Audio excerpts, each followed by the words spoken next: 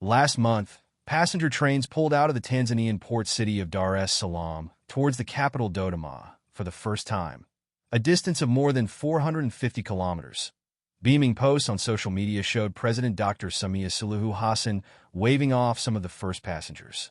The line, part of a major $7.6 billion railway project stretching more than 1,200 kilometers, was built by Turkish company Yapı Merkezi, whose previous projects included the Dubai Metro and Makkah and Medina train stations. The giant Turkish firm is already working on its next African project, another major railway line in Uganda. Since 1972, Turkish contracting firms have completed 1,977 projects worth $91.5 billion in Africa, a Trade Ministry official told The National. But the two projects in Tanzania and Uganda are part of a new push by the Turkish government into Africa, not only to find new markets for Turkish businesses as the domestic economy continues to struggle, but also, according to observers, to strengthen the middle powers' long-term strategic interests in the face of competition from the Middle East, Russia, and China. Ankara's increasing engagement on the continent is not, of course, solely driven by its short-term interests or economic concerns, said Elim Aris Tepesiklioğlu, an associate professor at the Department of African Studies at the Social Sciences University of Ankara. Turkey has ambitions to extend its area of influence beyond its immediate neighborhood in the Middle East and Europe, she added. This strategy aligns with Ankara's recent efforts to repair diplomatic relations with former adversaries, particularly in the Middle East, as part of a broader initiative to seize economic opportunities and address regional security challenges. For Abel Abate Demisi, an associate fellow at Chatham House's Africa program, President Recep Tayyip Erdogan aims to re-establish Turkish influence in some areas where the Ottoman Empire previously held sway, particularly in North Africa and the Horn of Africa during its peak.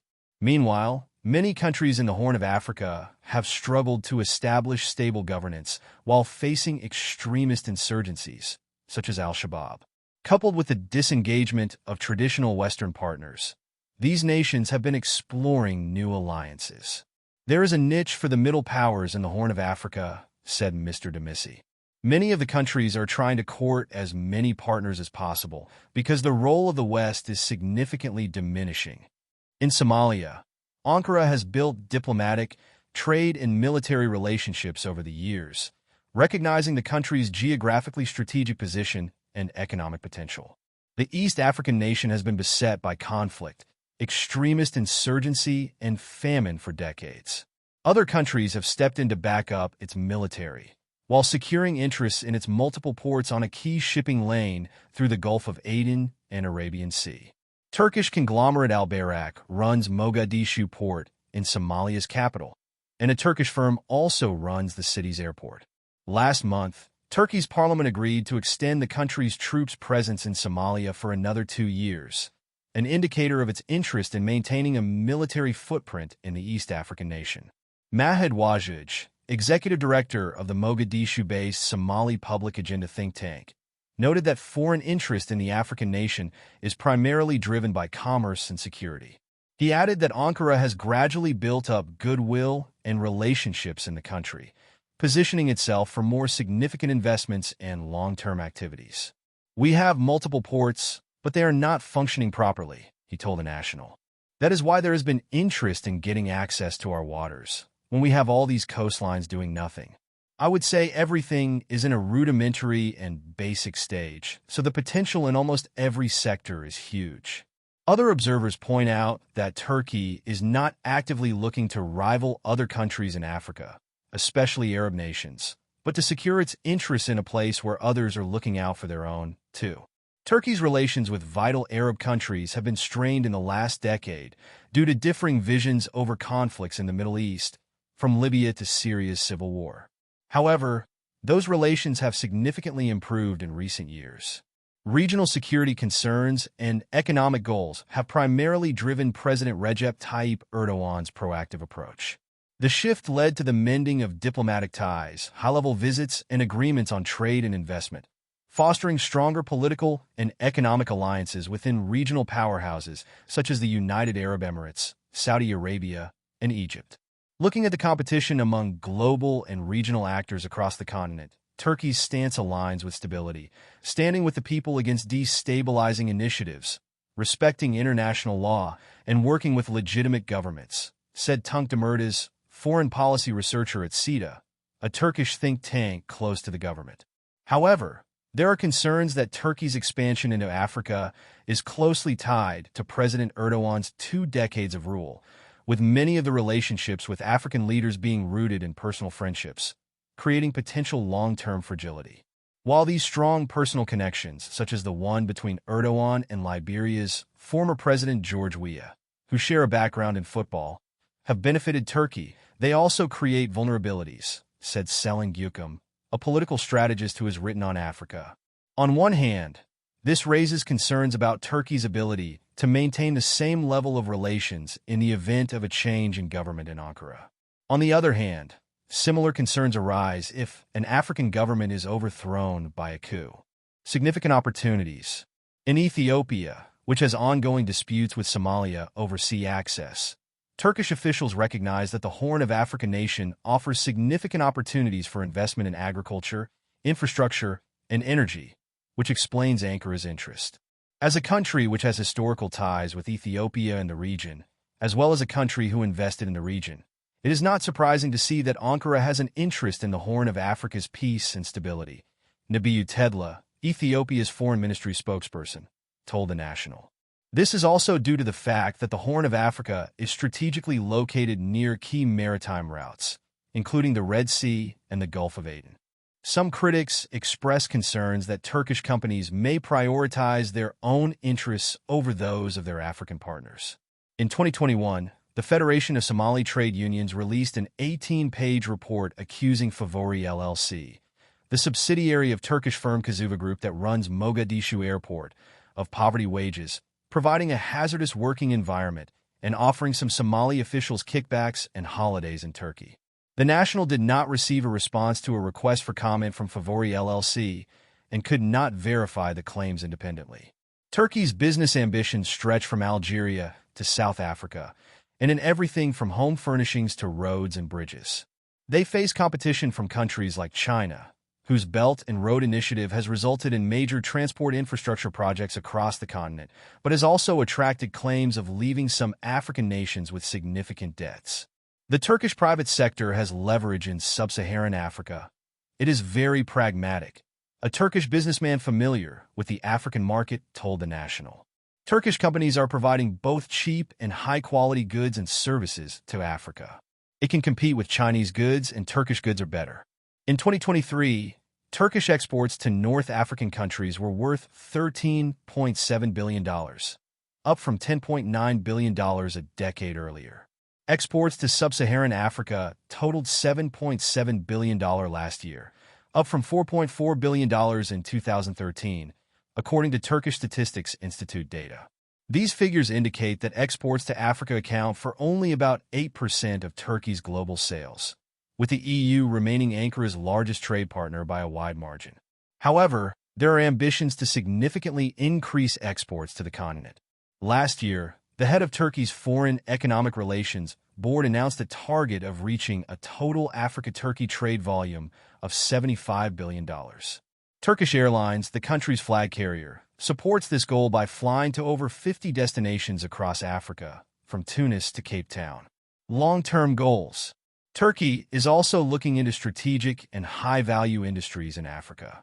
Last month, a large Turkish delegation traveled to Niger, following an order from the West African country for Western military personnel to leave. The nation of 27 million people suffers from high levels of poverty, but is also home to significant uranium and gold reserves, which Turkey is viewing with interest as it attempts to diversify and secure future supplies of energy and strategic assets. A net fuel importer, Turkey is currently heavily reliant on natural gas from Russia and Iran. It appears to be looking to Africa to change that. Turkish official sources confirmed to The National that the country sees significant opportunities in Niger in terms of securing long-term uranium supplies for future nuclear power production, untapped oil and gas reserves in the Ogaden Basin and the country's southeast, and opportunities for Turkish companies to invest in renewables. During the visit, Turkey's Minister of Energy and Natural Resources Alparslan Bayraktar signed a declaration of intent for closer cooperation with his counterpart in Niger, Minister of Petroleum Mohammed Mustafa Bartbako. That came alongside an agreement signed with Somalia's Petroleum Authority for Turkey to explore 3 maritime oil and gas blocks in the country.